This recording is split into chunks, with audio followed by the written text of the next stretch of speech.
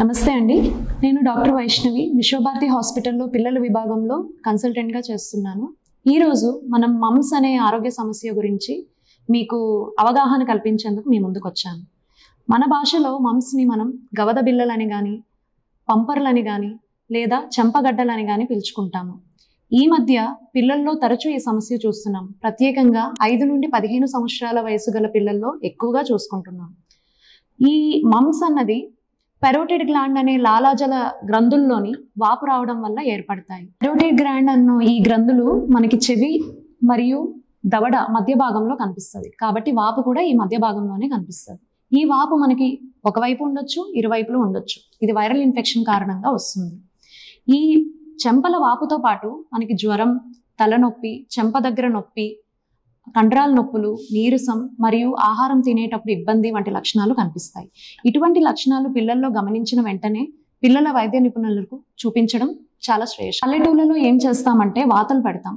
వాతలు పెట్టడం వంటి పద్ధతులు పాటించకూడదు. వాతలు పెట్టడం వల్ల ఏమవుతుందంటే వాపు దగ్గర చీము చేరి ఆరోగ్య సమస్య ఇంకా ఇబ్బందికరంగా అయ్యే అవకాశం ఉంటుంది. తరువాత మమ్స్ వచ్చే పిల్లల్లోని వాళ్ళు దగ్గినా, తుమ్మినా లేదా వేరే పిల్లలతో ఆడుకున్నా ఇది వేరే పిల్లలకు వ్యాపించే అవకాశం ఉంటుంది. కాబట్టి వాపు తగ్గేంత వరకు స్కూల్కి కానీ లేదా వేరే పిల్లలతో ఆడుకోవడానికి కానీ పంపించకూడదు. కొంతమంది పిల్లల్లోని మెదడు వాపు, క్లోమం వాపు, చెవుడు, అబ్బాయిల్లో అయితే బీజాల వాపు, అమ్మాయిల్లో అయితే అండాశయ వాపు వంటి తీవ్రమైన లక్షణాలు కూడా కనిపిస్తాయి. కాబట్టి ఇటువంటి ఏ చిన్న లక్షణం కనిపించినా వెంటనే వైద్యుల్ని సంప్రదించడం చాలా ముఖ్యం. గర్భిణీ స్త్రీల్లో ఒకవేళ మమ్స్ వచ్చినట్లయితే వాళ్ళకి అబార్షన్ అవ్వడం కానీ, అంటే గర్భాస్రావం అవ్వడం కానీ, లేదా కడుపులో పెరిగే పిండానికి క్రమరాహిత్య సమస్యలు రావడం కానీ జరగవచ్చు. కాబట్టి ఇప్పుడు మమ్స్ ఒకవేళ వస్తే ఎటువంటి జాగ్రత్తలు తీసుకోవాలి, లేదా రాకుండా ఎటువంటి జాగ్రత్తలు తీసుకోవాలో మొదట తెలుసుకుందాం. మొదట మమ్స్ రాకుండా ఉండాలి అంటే ఎటువంటి జాగ్రత్తలు తీసుకోవాలో తెలుసుకుందాం. మొదటిది టీకా. MMR అనే ఒక టీకా మనకి అందుబాటులో ఉంది మమ్స్ని నిర్మూలించడానికి.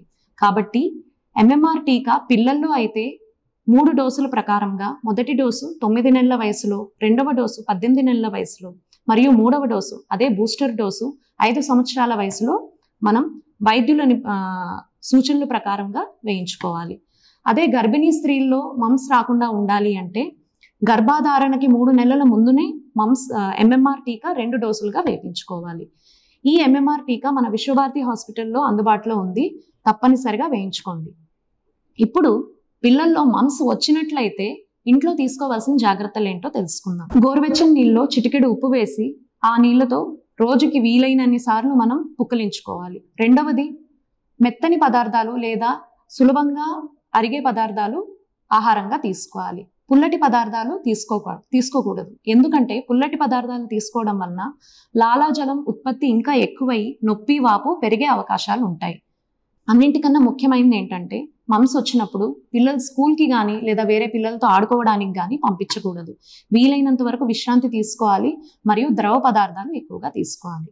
ఈ వీడియో మీకు ఉపయోగపడిందని ఆశిస్తున్నాను. Thank you.